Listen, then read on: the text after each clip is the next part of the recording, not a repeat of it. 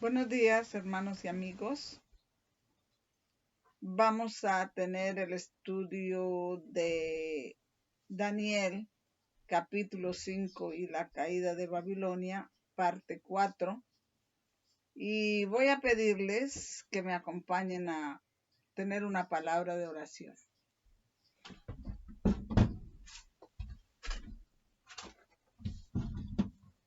Padre mío, en los cielos, te rogamos perdón de nuestros pecados y rogamos la presencia de tu Santo Espíritu que venga a enseñarnos, que me recuerde todas las cosas, que se exponga este tema de acuerdo a tu voluntad, que bendigas las personas que van a escuchar este video, que puedan entender el mensaje, que lo puedan vivir y que todo sea para la honra y gloria de tu nombre. Son bendiciones que te ruego, no habiendo méritos en mí, sino en el nombre de Jesús. Amén.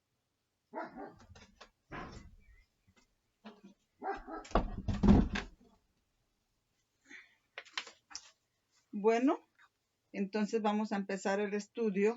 Daniel, capítulo 5 y la caída de Babilonia, parte 4. Tiene un subtítulo que es El vigía invisible. Y vamos a tratar sobre los vasos de oro y plata que el rey Belsasar mandó traer en la fiesta que él estaba ofreciendo a sus príncipes, a sus gobernadores, a sus señores, a sus esposas y a sus concubinas.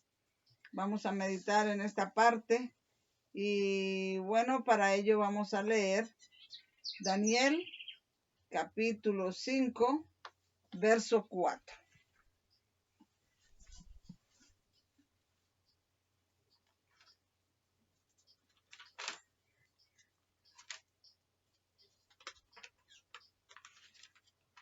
Daniel capítulo 5, verso 4. Bebieron vino y alabaron a los dioses de oro y de plata, de bronce, de hierro, de madera y de piedra. Eso dice Daniel capítulo 5, verso 4. Pero los vasos que ellos llevaron para allá fueron los vasos que Nabucodonosor había tomado cuando invadió Jerusalén y llevó cautivos al rey y a Israel a Babilonia. Y vamos a leerlo en los versos capítulo 1,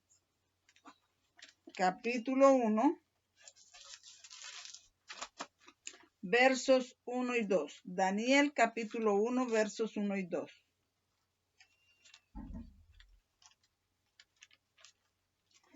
Y dice así: en el año tercero del reinado de Joacim, rey de Judá, vino Nabucodonosor, rey de Babilonia, a Jerusalén y la sitió. Y el Señor entregó en sus manos a Joacim, rey de Judá, y parte de los vasos de la casa de Dios, y los trajo a tierra de Sinar, a la casa de su Dios, y metió los vasos en la casa del tesoro de su Dios. Así que los vasos que está hablando en Daniel 5, los cuales Belsasar mandó que trajesen para beber vino él con sus señores, sus esposas y sus concubinas, son los mismos vasos que Nabucodonosor tomó de Jerusalén cuando llevó cautivo a Joacim y a Israel y a Judá a Babilonia. No a Israel, sino a Judá. Entonces, vamos a ver acá, dice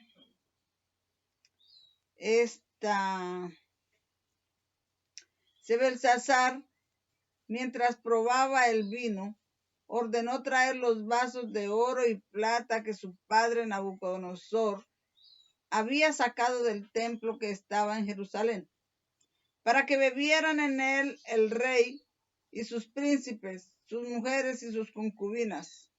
Entonces trajeron los vasos de oro que fueron sacados del templo de la casa de Dios que estaba en Jerusalén, y bebieron en ellos el rey y sus príncipes, sus mujeres y sus concubinas. Eso repitiendo Daniel 4. Y ya sabemos que estos vasos en los cuales bebieron el rey, sus príncipes, sus mujeres y sus concubinas, son los mismos vasos de Daniel capítulo 1, verso 1 y 2 que tomaron, que Nabucodonosor tomó y llevó a Babilonia y los metió en la casa de su Dios. Y pues estos vasos fueron creados para una misión sagrada, para un uso santo. Entonces vamos a ver acá en Éxodo 25, 1, 40, el verso 39. Éxodo 25, 1, 40. También habla de los vasos. Éxodo 25, 1, 40 habla de todo lo que el Señor mandó hacer a Moisés cuando estaba construyendo el tabernáculo tal cual el modelo que le había sido mostrado. Y tenemos acá entonces, vamos a leer el verso 39 solamente. Ustedes pueden leer el capítulo de Éxodo. Capítulo de Éxodo 25 del 1 al 40. Yo solamente voy a leer el 39, el verso 39. Éxodo 25, verso 39.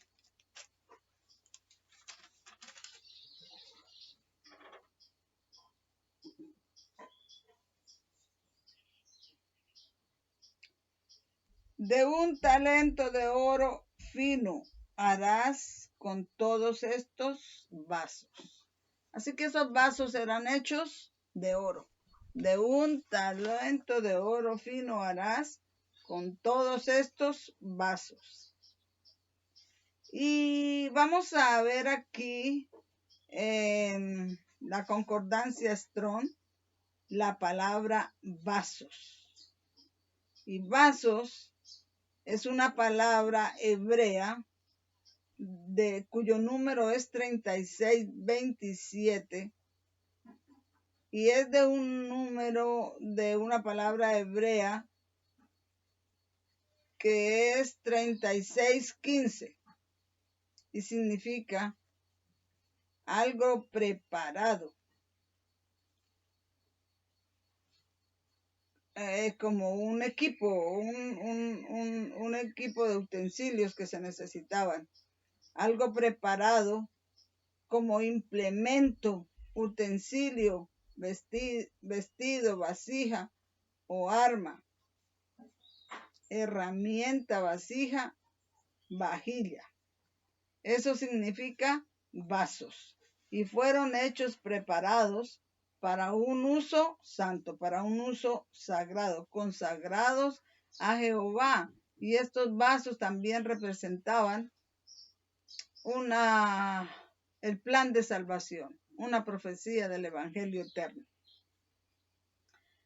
Así que Daniel 1, 1 y 2, Belsasar, según aquí va a decir, vamos a leer una cita que está en Testimonios para Ministros, página 434 y 435, que nosotros relacionamos aquí con el capítulo de Daniel 1 y los versos 1 y 2, y dice: Belsasar, mientras estaba ocupado en su sacrílego banquete, no era consciente del hecho de que tenía huéspedes a quien no había invitado.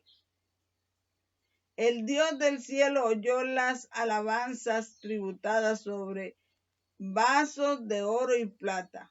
Vio la profanación de lo que había sido dedicado en virtud de una santa consagración al ser aplicado a propósitos profanos y licenciosos. Fue dedicado en virtud de una santa consagración y ellos lo estaban aplicando a propósitos profanos y licenciosos. Y es una verdad que debiera hacernos llorar a cada uno de nosotros, de los que vivimos en los últimos días, a los cuales han alcanzado los fines de los siglos. Esos somos nosotros. Son mucho más culpables que Belsasar.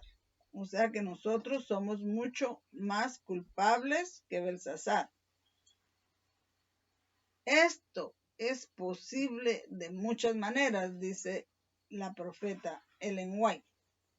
Cuando los hombres han pronunciado los votos de consagración, comprometiéndose a dedicar sus facultades al servicio sagrado de Dios, cuando ocupan el puesto de expositores de la verdad bíblica y han recibido el solemne cometido, cuando se cita a Dios y los ángeles como testigos de la solemne dedicación del alma, el cuerpo y el espíritu al servicio de Dios, estos hombres que sirven en un cargo tan sagrado profanarán las facultades que Dios les ha conseguido dedicándolas a propósitos impíos. ¿Será derribado el sagrado vaso que Dios quiere usar para una obra elevada y santa de su encumbrada y dominante esfera, para servir a concupiscencias embelecedoras? ¿No es esto acaso idolatría de la peor especie? Los labios expresan alabanzas y adoran a un ser humano pecaminoso, profiriendo expresiones de arrebatadora ternura y adulación que pertenecen solo a Dios. Las facultades dedicadas a Dios en solemne consagración sirven a una ramera, esa ramera es la Iglesia Católica, porque toda mujer que permite que los requerimientos de otro hombre, que permite los requerimientos de otro hombre fuera de su esposo, que acepte sus insinuaciones y cuyos oídos se complazcan en escuchar sus profusas palabras de afecto, de adoración o de cariño, es adúltera y ramera. Esta cita que acabamos de leer, ya vuelvo a repetirlo, está en Testimonios para los Ministros, página 434 y 435. Y está entonces en esta cita comparando los vasos consagrados en virtud de una consagración santa para el servicio en el templo de Dios, los está comparando con los ministros, con los sacerdotes, con los pastores que se han consagrado, que han consagrado todas sus facultades, todos sus dones, toda su inteligencia, toda su energía, su fuerza al servicio de Dios, pero que han apostatado y han entregado estas cosas que eran su cuerpo, que es el templo del Espíritu Santo, que es el vaso donde va a ser lleno de su Espíritu Santo, lo han entregado para recibir doctrinas falsas que son el vino de la Babilonia. Y así engañar o manchar la iglesia o profanar la iglesia. Se profanan ellos mismos y profanan la iglesia. Por eso aquí más adelante, a medida que vamos a desarrollar el estudio, dice, no, vamos a leer unas citas en Corintios donde dice, ¿no sabéis que vuestro cuerpo es templo del Espíritu Santo? O sea que el Espíritu Santo habita en nuestro cuerpo. Y si el Espíritu Santo habita allí, es un vaso que debe ser llenado con el Espíritu Santo. Pero nosotros permitimos que lo llenen las doctrinas falsas, el vino falso de Babilonia, y que lo profanen así, de esa manera. Y así son profanados los vasos de los dirigentes, de los ministros, que deberían ser usados para un uso santo. Continuemos. Vamos a leer 1 Corintios 3, 16, 17. 1 Corintios 3, 16, 17.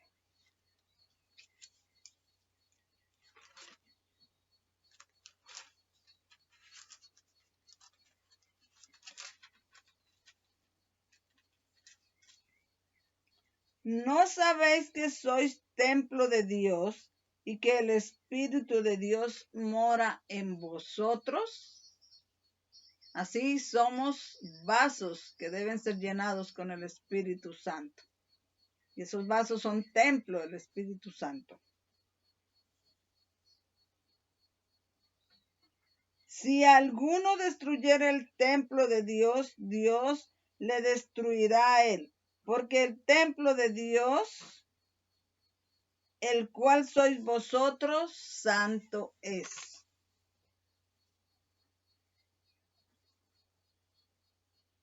Y vamos a leer ahora 1 Corintios 6, del 15 al 20.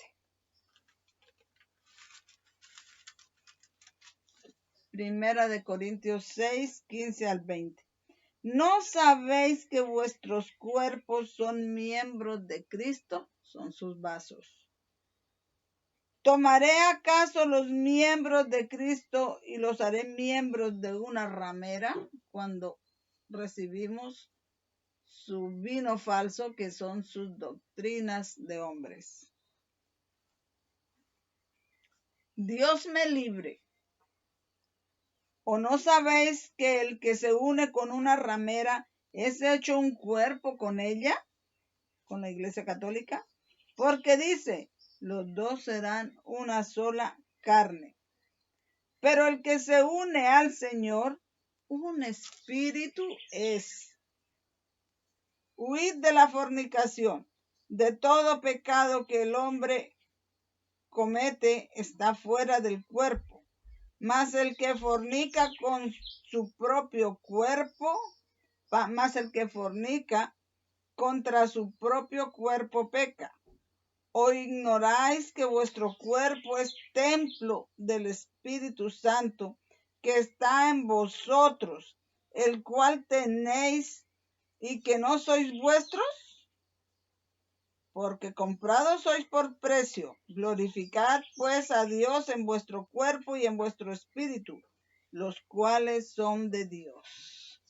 Entonces, destruimos nuestro cuerpo cuando recibimos. Hay fornicación literal. Belsasar, por supuesto, cometía fornicación literal, porque él estaba bebiendo vino, él y sus mujeres y sus concubinas. Pero estamos centrándonos en la fornicación literal. Y cuando y los vasos están comparados con los ministros, con los pastores, los sacerdotes, los hombres de talento de hoy en día, que han profanado sus vasos, su cuerpo, su templo, por unirse con una ramera, la Iglesia Católica, y recibir sus doctrinas de hombres, que son el vino, con las que ella ha embriagado las naciones y a el pueblo de Dios también. Entonces han profanado sus vasos. Y pensemos cómo Belsasar profanó los vasos del templo de Dios y vino una mano que escribió en caracteres misteriosos en la pared. Y lo que esta mano escribió en esos caracteres misteriosos son palabras de juicio, son palabras de condenación.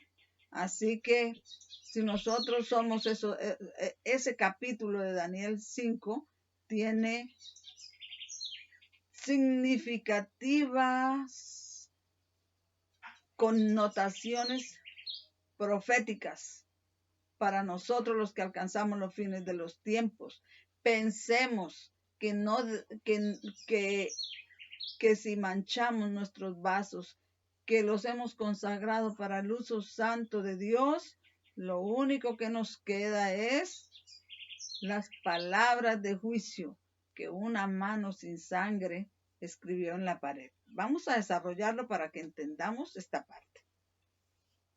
Entonces dice acá, vamos a leer Apocalipsis 17, 5 y 2.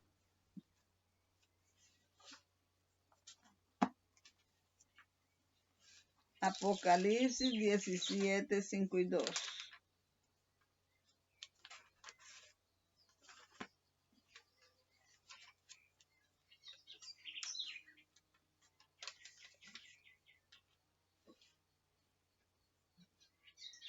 Y en su frente un nombre escrito, misterio, Babilonia la grande, la madre de las rameras y de las abominaciones de la tierra, con la cual han fornicado los reyes de la tierra, y los que moran en la tierra se han embriagado con el vino de su fornicación.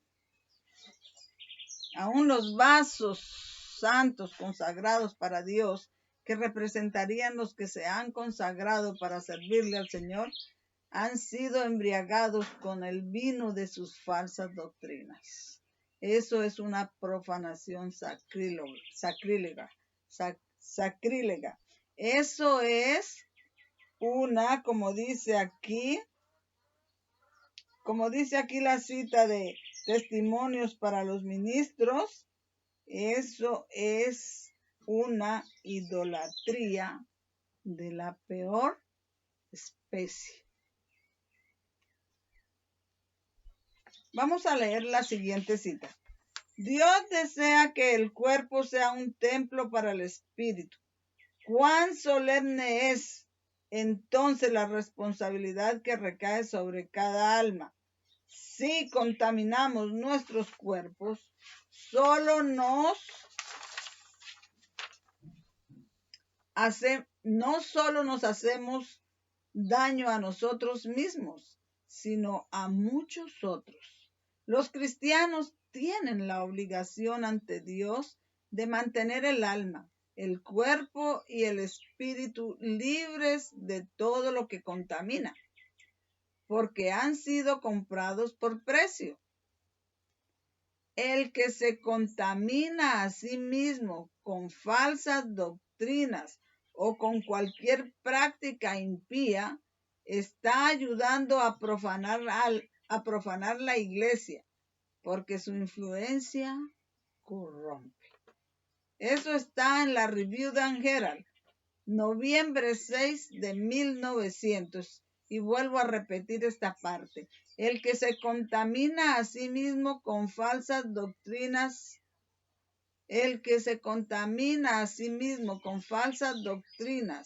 o con cualquier práctica impía, está ayudando a profanar la iglesia. Está ayudando a profanar los vasos que deben ser templos del Espíritu Santo. Babilonia es representada teniendo una copa de vino en su mano, de la que hace que todas las naciones beban. Las naciones cometen fornicación espiritual porque se divorcian de Dios y pisotean sus mandamientos. Eso está en Manuscrito Releases, volume 14, página 159. Entonces, las naciones cometen fornicación espiritual porque se divorcian de Dios y pisotean sus mandamientos. Crucificaron al Señor cuando Él vino a la tierra. Y ahora lo vuelven a crucificar en sus mandamientos cuando lo pisotean. Y cometen fornicación espiritual. Belsasar y sus rebeldes seguidores no solamente cometieron fornicación literal, claro, ellos cometieron fornicación literal, sino también fornicación espiritual.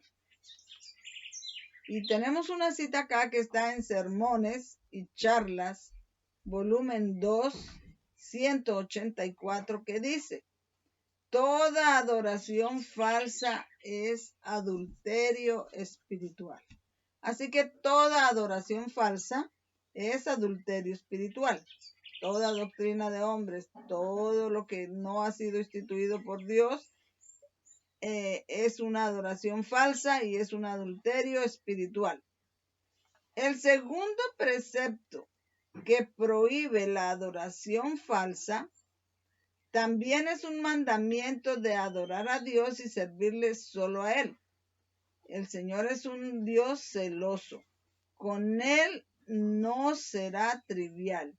Él ha hablado concerniente a la manera que debe ser adorado. Tiene odio a la idolatría, porque es influencia corruptora, degrada la mente y conduce a la sensualidad y a todo tipo de pecado. Entonces, dice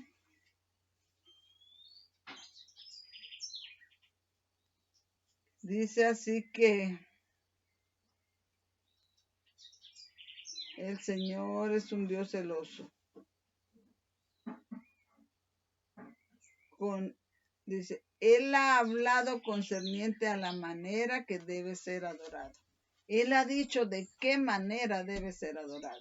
Si lo adoramos de otra manera, es idolatría, es fornicación espiritual.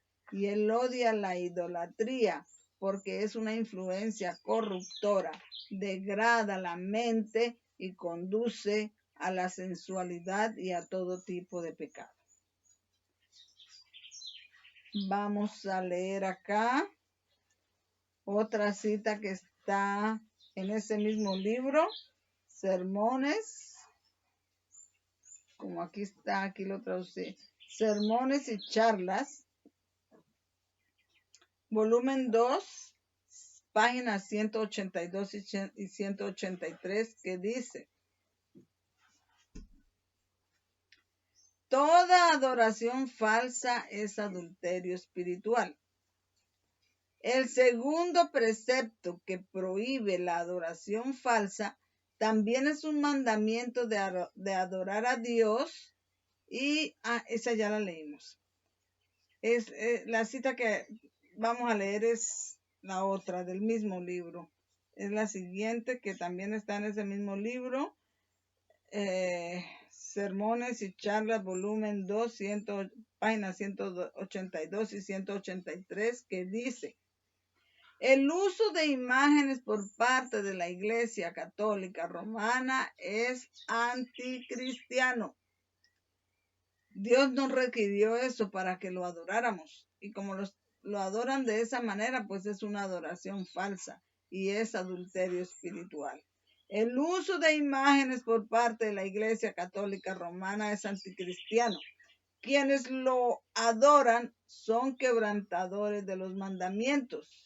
La adoración de imágenes es contraria a los mandamientos positivos de Dios. El segundo mandamiento se opone completamente a tales prácticas. Pero los papas han manipulado los mandamientos, han cambiado, le han quitado, le han puesto. Pero los papas han manipulado los mandamientos. En todos los libros de devoción dados a la gente, el segundo mandamiento es omitido. Ellos omitieron el segundo mandamiento, lo quitaron. Al tercero lo llaman el segundo, al cuarto el tercero, y el décimo lo han dividido en dos partes. Eso han hecho los papas con la ley de Dios. De esta manera han manipulado la ley de Dios.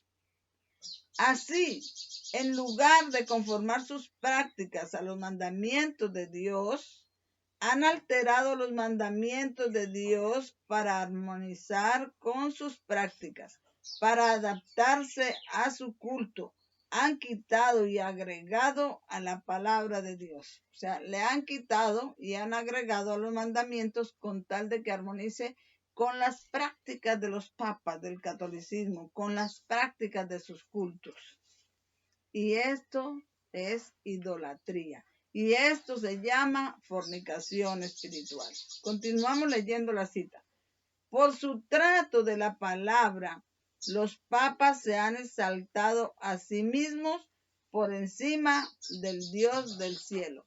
Por su trato con la palabra que le han quitado y le han añadido y le han cambiado, han abolido mandamientos de Dios y han puesto los mandamientos de ellos, se han exaltado por encima de Dios.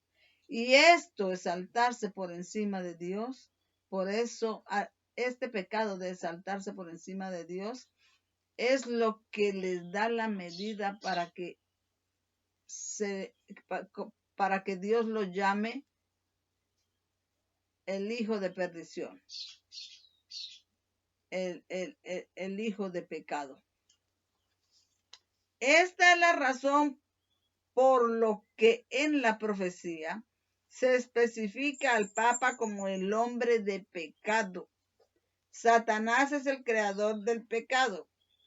El poder que altera cualquiera de los santos preceptos de Dios es el hombre de pecado bajo la dirección especial de Satanás. Y eso es la Iglesia Católica. El poder papal ha realizado este mismo trabajo, aunque los que están a la cabeza del papado aseguren tener un gran amor por Dios, Él los mira como sus enemigos. Han convertido la verdad de Dios en mentira. Manipular los mandamientos de Dios y poner en su lugar tradiciones humanas es obra de Satanás. Divorciará al mundo religioso de Dios, porque Él declara: yo, el Señor tu Dios, soy un Dios celoso, visitando la iniquidad de los padres sobre los hijos, hasta la tercera y cuarta generación de los que me aborrecen. Dios cumplirá esta palabra. Tenemos aquí una nota, dice: convertir la verdad de Dios en mentira es fornicación espiritual y adulterio. Y vamos a ir a Segunda de Tesalonicenses, capítulo 2, versos 3 y 4, y los vamos a leer.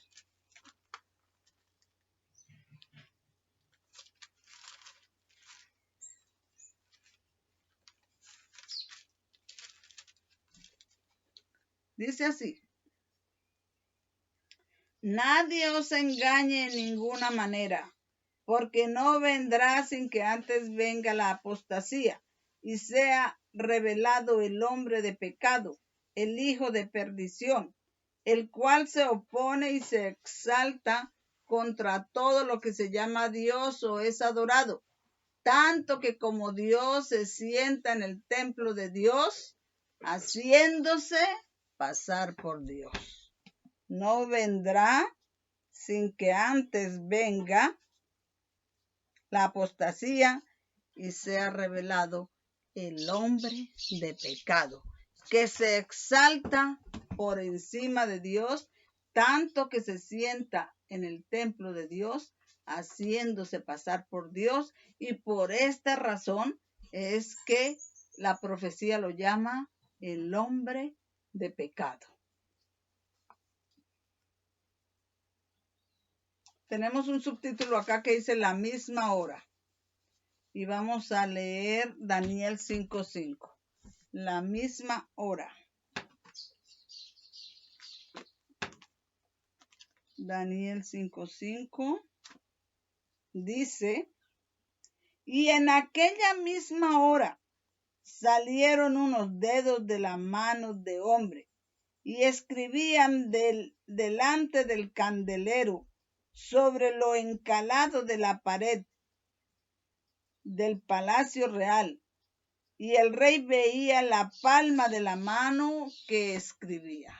En aquella misma hora, dice el autor de este estudio, que aquella misma hora es el periodo de tiempo de la ley dominical.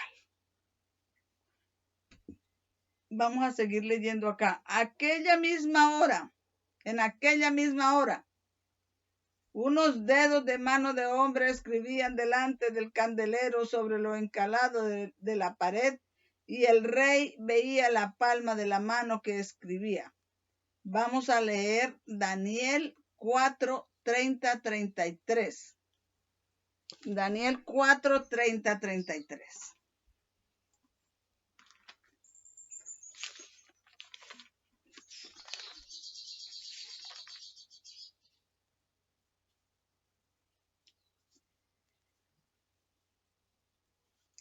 Habló el rey y dijo, ¿no es esta la gran Babilonia que yo edifiqué para casa del reino con la fuerza de mi poder y para gloria de mi nombre?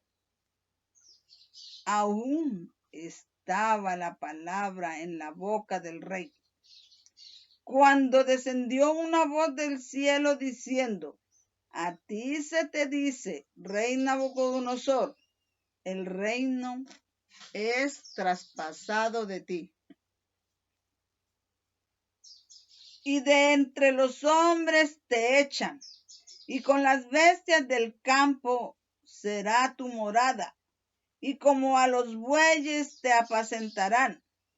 Y 7 años y 7 tiempos pasarán sobre ti, hasta que reconozcas que el Altísimo señorea en el reino de los hombres y que a quien él quiere lo da.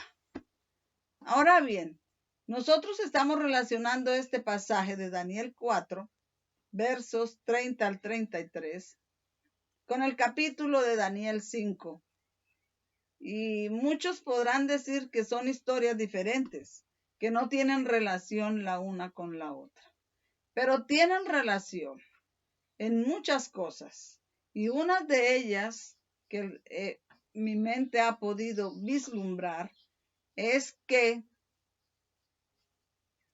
las palabras que se le dijeron al rey Nabucodonosor en la misma hora que él se ensalzó diciendo que esa era la gran Babilonia que él había construido para gloria de su nombre con la fuerza de su brazo y no le dio la gloria a Dios, en esa misma hora fue dictada una sentencia de juicio contra él. También Belsasar, en el momento que estaba profanando los vasos sagrados del templo de Dios, en esa misma hora vino una mano que escribió sobre lo encalado de la pared unas misteriosas palabras. Pero cuando Daniel le interpretó lo que las palabras querían decir, también decía, tu reino ha sido traspasado de ti. O sea, tiene relación. Nabucodonosor le fue traspasado su reino también por 7 años. Pero Belsasar dice que Mene, Mene, Tekel, Uparsin fueron las palabras que fueron dichas y dice, tu reino ha sido pesado en balanza y ha sido hallado falto, es dividido, quitado de ti y entregado a los medos y a los persas. O sea, el reino también fue traspasado de Belsasar. Y no fue por 7 años, sino fue una sentencia de juicio definitivo. Porque al menos Nabucodonosor tuvo 7 años creyéndose loco, y a los 7 años le devolvieron su reino. Pero Belsasar esa misma noche murió. Nabucodonosor le quitaron el reino durante 7 años, y 7 años multiplicados por los días que tiene un año bíblico, que son 360 años, nos da una suma, perdón, eso, ahí me equivoqué, discúlpenme las equivocaciones. Nabucodonosor el juicio fue que le quitaron el reino durante 7 años, que él se consideraba un buey y comió hierba como los bueyes, y 7 años multiplicados por 360, que son los días que tiene un año bíblico, nos da 2520 días. Y 2500 días es un juicio, un tiempo de juicio, que lo encontramos allá en Levítico 26. Pero lo que se escribió en la pared de Belsasar, Mene, Mene, Tekel, Uparsin, además de que quería decir tu reino ha sido pesado en balanza y ha sido hallado falto, y será dividido y será entregado a los medos y a los persas, además de que quería decir eso, también Mene, Mene son la moneda del templo. Mene es una mina, que una mina es 1000 geras, que era la moneda del templo. Y como es repetido 2 veces, Mene, Mene son 2 veces 1000 geras, serían 2000. Uparsin, división, dividir una mina, entonces la mitad de una mina son 500, entonces nos da 2500. Tekel serían 20 geras, entonces nos da 2520. Así que en la historia de Nabucodonosor tenemos un juicio de 2520, y en la historia de Belsasar también tenemos un juicio de 2520. Las historias tienen relación entre sí. Vamos a continuar leyendo en Daniel 3, verso 6.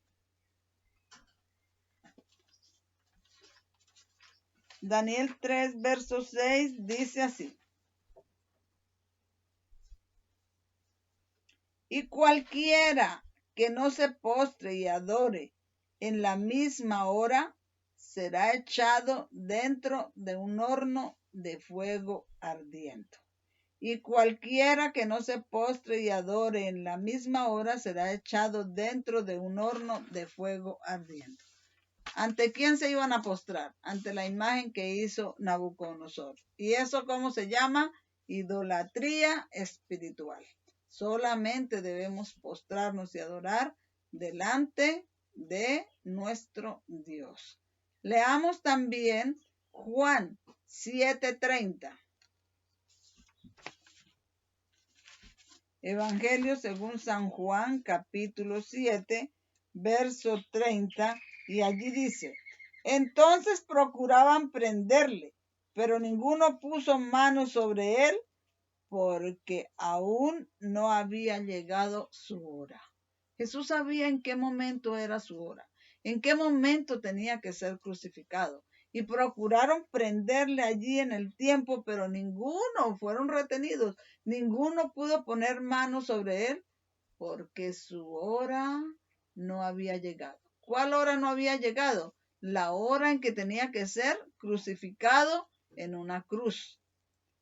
Pero ese periodo de una hora es un periodo de ley dominical, en el cual Jesús va a volver a ser crucificado en sus mandamientos, cuando pisoteen y violen sus mandamientos. Entonces ahí va a ser crucificado nuevamente ahora, en nuestros días. Y en esa misma hora vendrán palabras de juicio, como le vino a Nabucodonosor, como le vino a Belsasar, en la misma hora. En la misma hora, ahora en la ley dominical, el periodo de la ley dominical, vendrá la mano que escribe palabras de juicio. Vamos a seguir leyendo. Juan 7:30. Procuraban prenderle, pero nadie puso mano sobre él porque su hora no había llegado. Y dice acá Juan 8:20 también. Vamos a leer Juan 8:20. Juan 8:20 dice así. Estas palabras habló Jesús en el lugar de las ofrendas, enseñando en el templo, y nadie le prendió porque aún no había llegado su hora. Ahora también está llegando la hora de la ley dominical. Se puede hablar porque aún no ha llegado la hora. Vamos a ver Juan 7:30, Juan 8:20, Juan 12:23. Nos habla también de estas cosas. Juan 12:23. Entonces Jesús le respondió diciendo, ha llegado la hora en que el Hijo del Hombre ha de ser glorificado. Y ahora nuevamente está llegando la hora en que van a abolir sus mandamientos y el Hijo del Hombre va a ser glorificado. Viene un juicio por esto y la ley dominical, cuando se van a violar los mandamientos y Jesús vuelve a ser crucificado en su palabra, está aquí, está llegando. Muy bien. Vamos a leer también el verso 27. Ahora es turbada mi alma. ¿Y qué diré? Padre, sálvame de esta hora. Mas para esto he venido a esta hora. ¿Qué pedía el Señor? Que lo salvara de la cruz. Mas para eso Él había venido para esta hora. Para esta hora cuando se ha abolido los mandamientos, también para esto estamos aquí, o sea, está venida esta hora, ha venido Él cuando lo vuelven a crucificar en los mandamientos.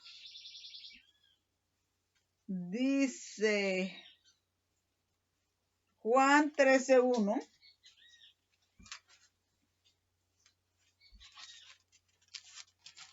Juan 13:1 dice, y antes de la fiesta de la Pascua, sabiendo Jesús que su hora había llegado para que pase de este mundo al Padre, como había amado a los suyos que estaban en el mundo, los amó hasta el final, sabiendo él que su hora había llegado. Así que si nosotros también estamos estudiando, sabemos que la hora del Señor está llegando ahorita, cuando sus mandamientos empezaron a ser abolidos. Y dice acá Juan 16:21 y 32.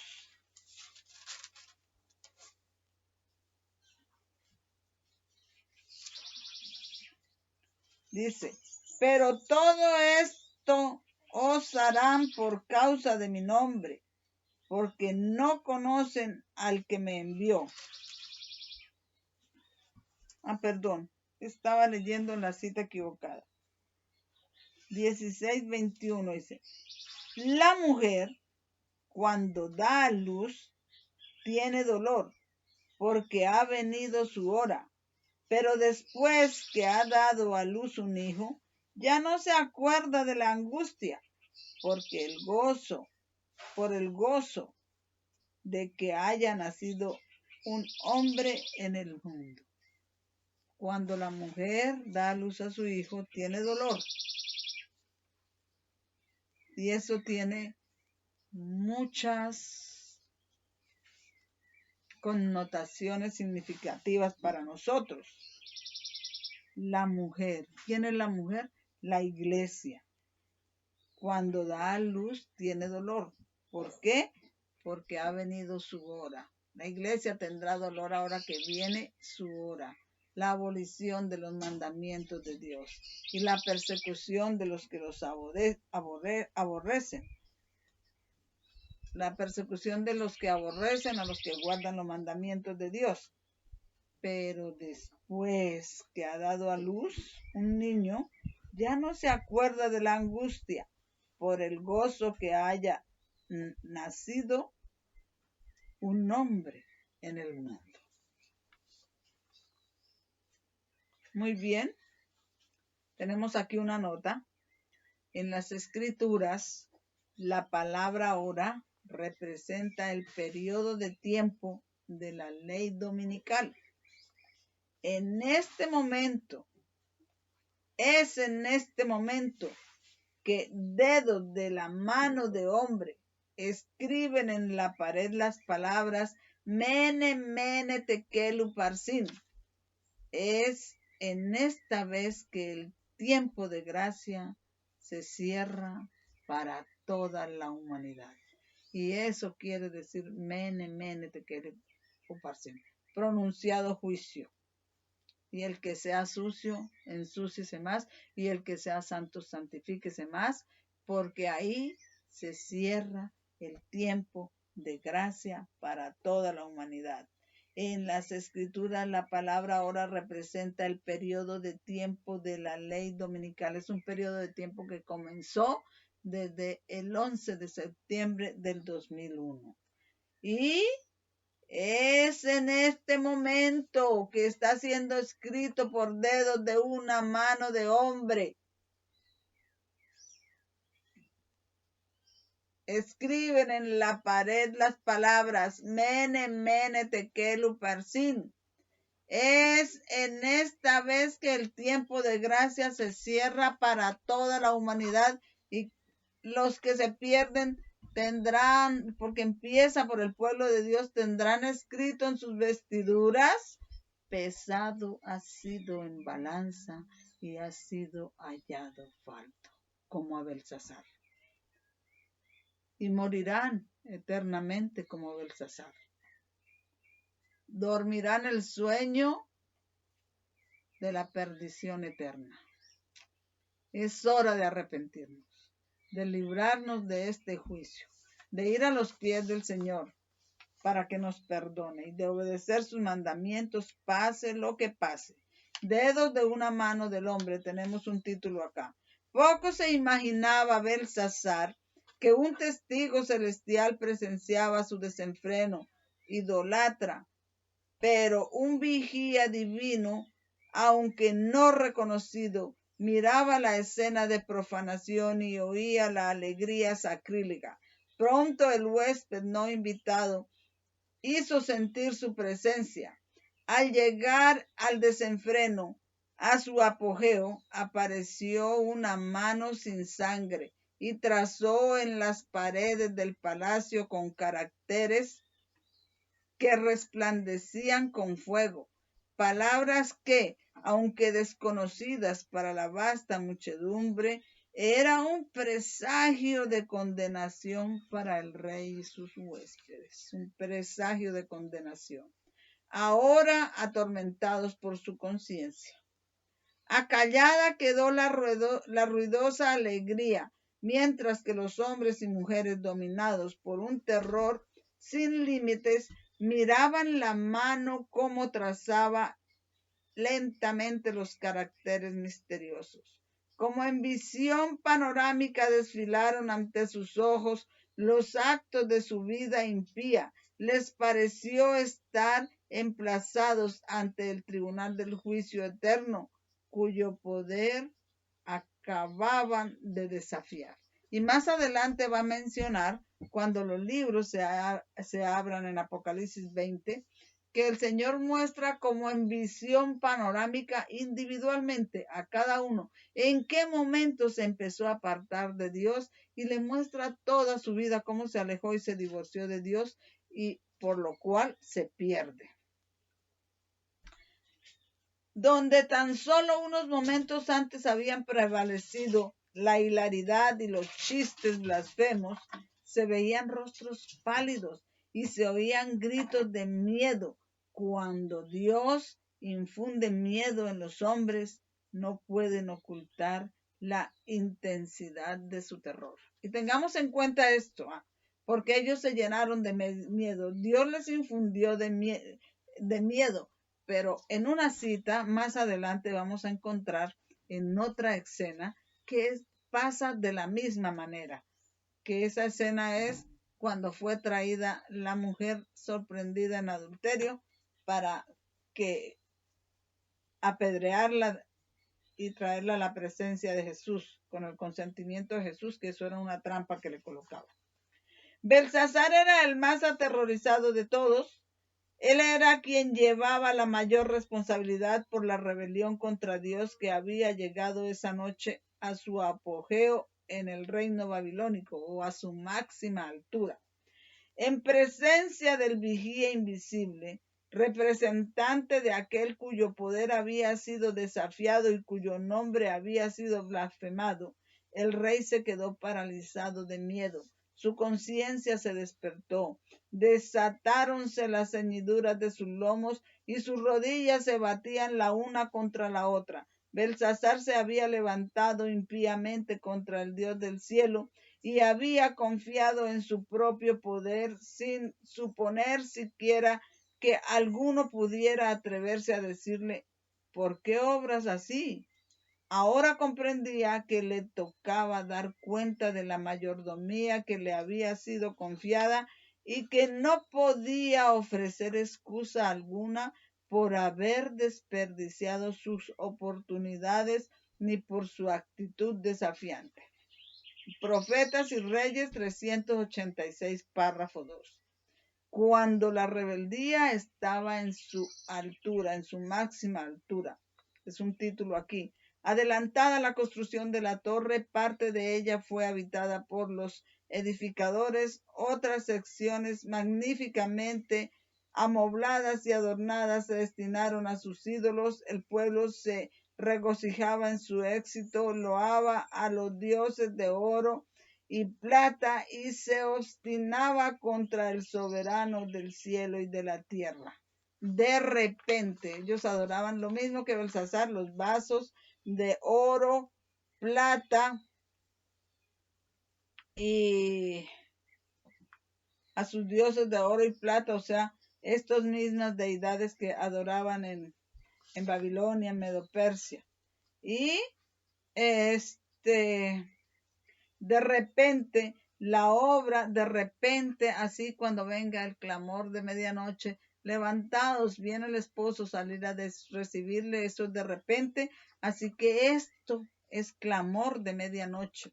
Esto es lo que estamos viviendo, el clamor de medianoche. De repente, la obra que había estado avanzando tan prósperamente fue interrumpida.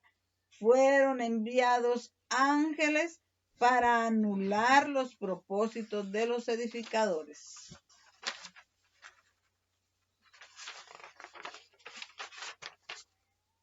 La torre había alcanzado una gran altura y por este motivo les era imposible a los trabajadores que estaban arriba comunicarse directamente con los de abajo. Por lo tanto, fueron colocando hombres en diferentes puntos para recibir y transmitir al siguiente las órdenes acerca del material que se necesitaba u otras instrucciones tocantes a la obra. Al pasar los mensajes de uno a otro, el lenguaje se les confundía de modo que pedían un material que no se necesitaba y las instrucciones dadas eran a menudo contrarias a las recibidas. Esto produjo confusión y consternación.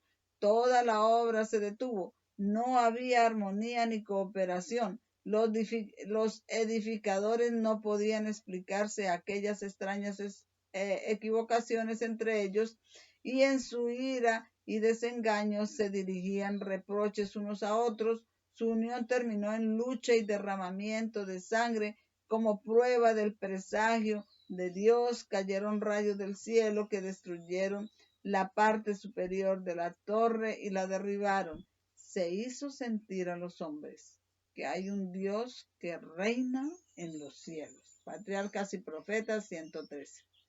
Pregunta: ¿por qué dice la escritura que una mano sin sangre se adelantó y trazó en las paredes? ¿De quién era la mano? ¿No fue la mano de Jesús la cual fue clavada en la cruel cruz para todo ser humano? ¿Y no sangraba esa mano por cada hombre? Entonces, ¿por qué una mano sin sangre? Vamos a ver esta respuesta. Esta mano sin sangre está trazando palabras de condena, porque estas personas han negado la sangre de Cristo, que fue derramada por ellos. Pero también hubo falsos profetas entre el pueblo, como habrá entre vosotros falsos maestros, que en secreto traerán herejías condenables, incluso negar al Señor que los compró y traer sobre sí mismos rápida destrucción o juicio y condenación. Entonces es sin sangre, ¿por qué? Porque lo que hicieron ellos negaron la sangre del Señor que los compró, y lo que harán ahora al crucificar al Señor nuevamente, invalidando sus mandamientos, es negar la sangre de Cristo que los compró. Y esa mano sin sangre, hermanos, trata palabras de condenación. Escribe, traza palabras de condenación y de destrucción, y por eso estas personas que niegan e invalidan la ley de Dios, aún dentro de los ministros de nuestra iglesia adventista del séptimo día, traen sobre sí mismos la condenación, rápida destrucción, destrucción eterna.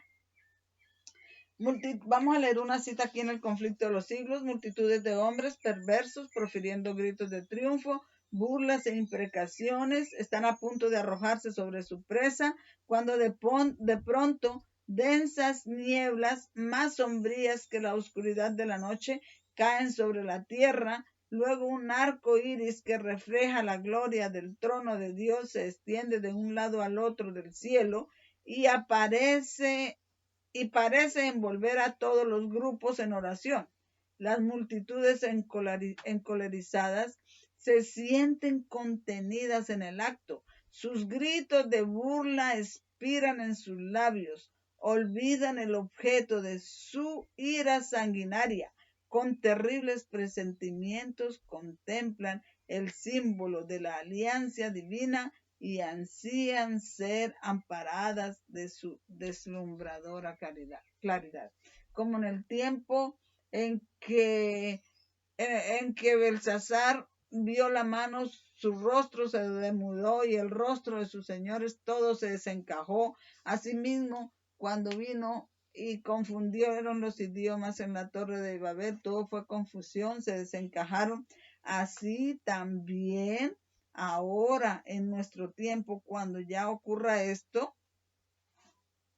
serán contenidas estas multitudes, se sienten contenidas en el acto, se frenan y sus gritos de burla expiran en sus labios, olvidan el objeto de su ira sanguinaria. Con terribles presentimientos contemplan el símbolo de la alianza, del pacto, que es el arco iris, y ansían ser amparadas de su deslumbradora claridad. Pero ya es tarde. Vamos a leer acá lo que dice Éxodo 8, 16 y 19. La cita que acabé de leer está en Conflicto de los Siglos, página 620, párrafo 1. Ahora vamos a leer los versos del capítulo 8 de Éxodo, los versos 16 y 19. Entonces Jehová dijo a Moisés: di a Aarón, extiende tu vara y golpea el polvo de la tierra para que se convierta en piojos en toda la tierra. Ellos lo hicieron así. Aarón extendió su mano con su vara y golpeó el polvo de la tierra, el cual se convirtió en piojos, tanto sobre los hombres como sobre los animales. Todo el polvo de la tierra se convirtió en piojos en toda la tierra de Egipto. El polvo de la tierra, recordemos, el Señor también escribe con su dedo sobre el polvo de la tierra cuando le traen la mujer sorprendida en adulterio. Los magos también intentaron hacer piojos con sus encantamientos, pero no pudieron. Había piojos tanto en los hombres como en los animales. Entonces los magos dijeron al faraón: esto es el dedo de Dios. Pero el corazón del faraón se endureció y no los escuchó tal como Jehová lo había dicho. Así que esto es el dedo de Dios. Y leemos en Éxodo 31:18 que la ley de Dios fue escrita con su dedo. Y vemos que los magos aquí en Éxodo dicen: esto es el mismo dedo de Dios, el que está trazando estas cosas. Y tenemos una nota que dice: el pasaje de arriba está describiendo el juicio que está asociado con el dedo de Dios. Jesús también escribe en el polvo, en el suelo, con su dedo. Y encontramos aquí en Juan 8:1-11. Pero Jesús fue al monte de los olivos y muy de mañana volvió al templo. Todo el pueblo venía a él y sentado les enseñaba. Entonces los escribas, los fariseos, le trajeron una mujer sorprendida en adulterio y poniéndola en medio le dijeron: Maestro, esta mujer ha sido sorprendida en el mismo acto del adulterio. Ahora bien, en la ley de Moisés nos mandó apedrear a tales. ¿Tú, pues, qué dices? Esto decían para probarle, para tener de qué acusarle. Pero Jesús, inclinado hacia el suelo, escribía en la tierra con el dedo. Escribía con el dedo de Dios. Cuando Jesús escribe con su dedo son juicios. Pero como insistieron en preguntarle, se enderezó y les dijo: el de vosotros que esté sin pecado sea el primero en arrojar la piedra contra ella. Al inclinarse hacia abajo otra vez, escribía en tierra, o sea, habla dos veces. Se inclinó, escribió uno, levantó, les dijo: el que esté libre de pecado tiene la piedra, y otra vez se inclinó y escribía. Cuando se habla de dos veces en la Biblia, esta aplicación, esta repetición se aplica al clamor de medianoche, o sea, los trae a nuestra época presente. Entonces nos trae este juicio a nuestra época presente, al clamor de medianoche.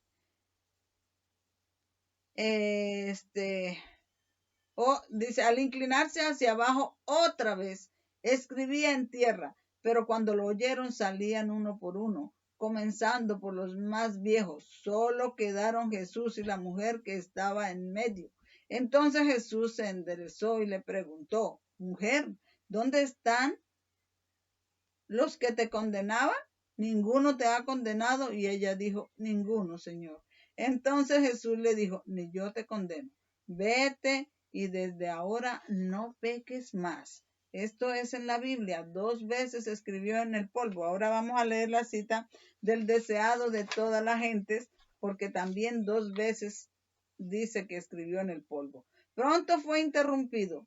Un grupo de fariseos y escribas se acercó a él, arrastrando a una mujer aterrorizada, a quien con voces duras y ávidas acusaron de haber violado el séptimo mandamiento. Habiéndola empujado hasta la presencia de Jesús, le dijeron con hipócrita manifestación de respeto: en la ley de Moisés nos mandó apedrear a las tales. ¿Tú, pues, qué dices? La reverencia que ellos manifestaban ocultaba una profunda maquinación para arruinar a Jesús. Querían valerse de esta oportunidad para asegurar su condena, pensando que cualquiera que fuese la decisión hecha por él, hallarían ocasión para acusarle. Si indultaba a la mujer, se le acusaría de despreciar la ley de Moisés. Si se la declaraba digna de muerte, se le podía acusar ante los romanos de asumir una autoridad que les pertenecía solo a ellos. Jesús miró un momento la escena, la temblorosa víctima avergonzada, los dignatarios de rostro duro, sin rastros de compasión humana. Su espíritu de pureza inmaculada sentía repugnancia por este espectáculo. Bien sabía él con qué propósito se le había traído este caso. Leía el corazón y conocía el carácter y la vida de cada uno de los que estaban en su presencia.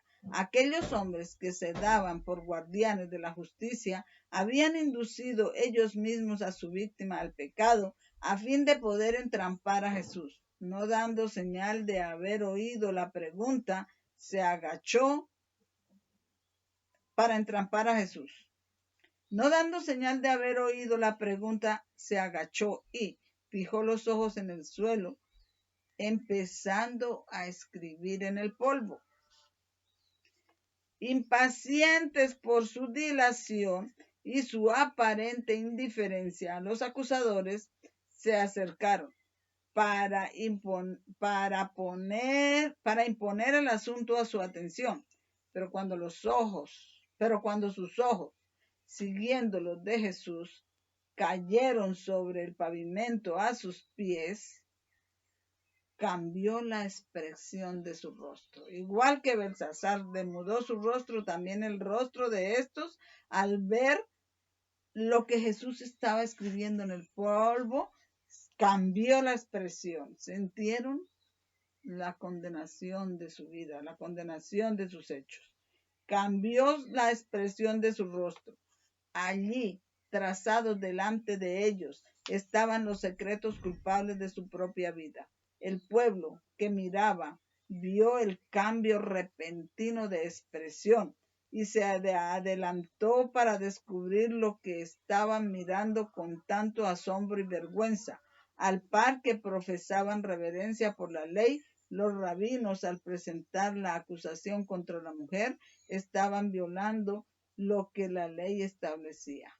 Era el deber del esposo iniciar la acción contra ella y las partes culpables debían ser castigadas por igual. La acción de los acusadores no tenía ninguna autorización. Jesús, por lo tanto, les hizo frente en su propio terreno. La ley especificaba que al castigar por apedreamiento, los testigos del caso debían arrojar la piedra levantándose entonces. Levantándose entonces y fijando sus ojos en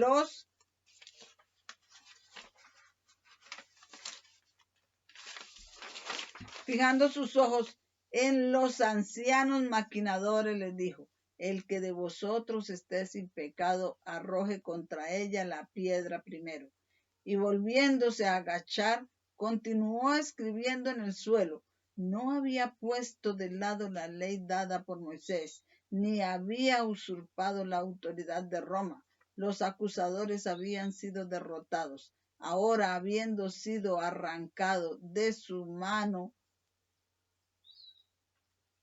ha sido arrancado de su manto de pretendida santidad, estaban culpables y condenados en la presencia de la pureza infinita. Entonces, él escribió aquí, según la cita del deseado de las gentes, 2 veces en el suelo, y la Biblia dice también que escribió 2 veces en el suelo. Esta se aplica entonces al clamor de medianoche, a nuestro tiempo. Luego le dice a la mujer, ellos se van de uno en uno. Dice, temblaban de miedo de que la iniquidad oculta de sus vidas fuese revelada a la muchedumbre, y uno tras otro, con la cabeza y los ojos bajos, se fueron furtivamente, dejando a su víctima con el compasivo Salvador. Jesús se enderezó y mirando a la mujer dijo: mujer, ¿dónde están los que te acusan? Ella le dice: se han ido. Y dice: ni yo tampoco te condeno, vete y no peques más. Dice que el corazón de esa mujer, su corazón se enterneció y se arrojó a los pies de Jesús, expresando con sollozo su amor agradecido, confesando sus pecados con amargas lágrimas. Esto fue para ella el principio de una nueva vida de pureza y paz consagrada al servicio de Dios. Al levantar a esta alma caída, Jesús hizo un milagro mayor que al sanar la más grande enfermedad física. Curó la enfermedad espiritual que es para muerte eterna. Esa mujer penitente llegó a ser uno de los discípulos más fervientes, con amor y devoción abnegado, restituyó su misericordia perdonadora, deseado de todas las gentes, 462. Nota. Tanto la Biblia como el Espíritu de profecía nos dicen que Jesús escribió en el suelo 2 veces. Esto significa que esta historia se repite al fin del mundo, de una manera espiritual. Durante el fuerte clamor, entonces el pueblo de Dios será acusado de adulterio espiritual por los gobernantes religiosos, porque el clamor de medianoche es paralelo al fuerte clamor que es el fin del tiempo, es nuestros días. Entonces el pueblo de Dios será acusado de adulterio espiritual por los gobernantes religiosos de este mundo, pero en aquellos días y en aquel tiempo, dice el Señor, la iniquidad de Israel o del pueblo de Dios será buscada y no será encontrada. Esto concuerda con Jeremías 50:20. Y los pecados de Judá no se hallarán, porque yo perdonaré a los que me reservo.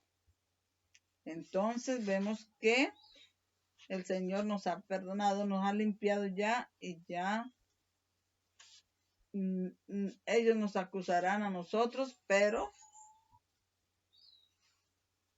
el Señor escribirá, porque el escribir el Señor con su dedo tiene que ver con condenación y con juicio.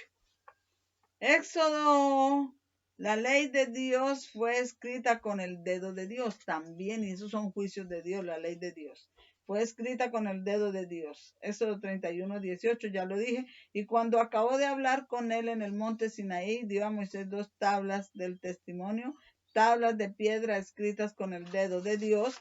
Y tenemos aquí que el conflicto de los siglos, página 622, párrafo 3, dice, ya para cerrar, dice, mientras estas palabras de santa confianza se elevaban hacia Dios, las nubes se retiran y el cielo estrellado brilla con esplendor indescriptible en contraste con el firmamento negro y severo en ambos lados. La magnificencia de la ciudad celestial rebosa por las puertas entreabiertas. Entonces aparece en el cielo una mano, como una mano escribió en la pared de Belsasar. Cuando el Señor venga, aparece allá en el cielo una mano también, que sostiene 2 tablas de piedra que fueron escritas con el dedo de Dios, puestas la una sobre la otra. El profeta dice, denunciarán los cielos su justicia, porque Dios es el juez. Salmo 56. Esta ley santa, justicia de Dios, que entre truenos y llamas fue proclamada desde el Sinaí como guía de la vida, se revela ahora a los hombres como norma del juicio. La mano abre las tablas en las cuales se ven los preceptos del decálogo inscritos como con letras de fuego. Las palabras son tan distintas o tan claras que todos pueden leerlas. La memoria se despierta. Las tinieblas de la superstición y la herejía desaparecen de todos los espíritus.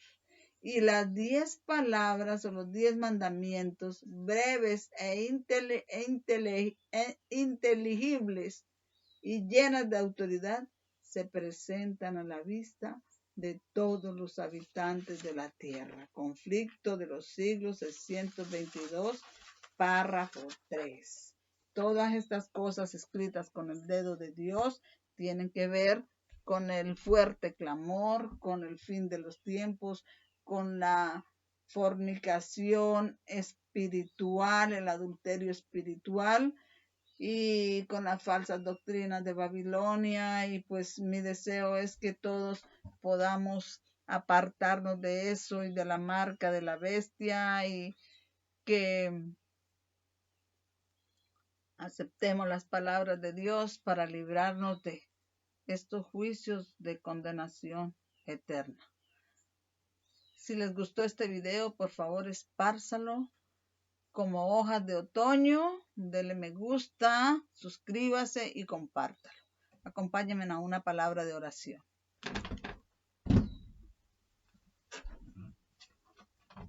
Señor, muchas gracias por permitirme poner este tema en el registro público. Gracias por acompañarme con tu Santo Espíritu. Pido la presencia de tu Santo Espíritu en todos los que van a escuchar este video, que seas con ellos, que les ayudes a entender el tema y que sea para salvación de sus almas y para la honra y gloria de tu nombre. Son bendiciones que te ruego, no habiendo méritos en mí, sino en el nombre de Cristo Jesús. Amén.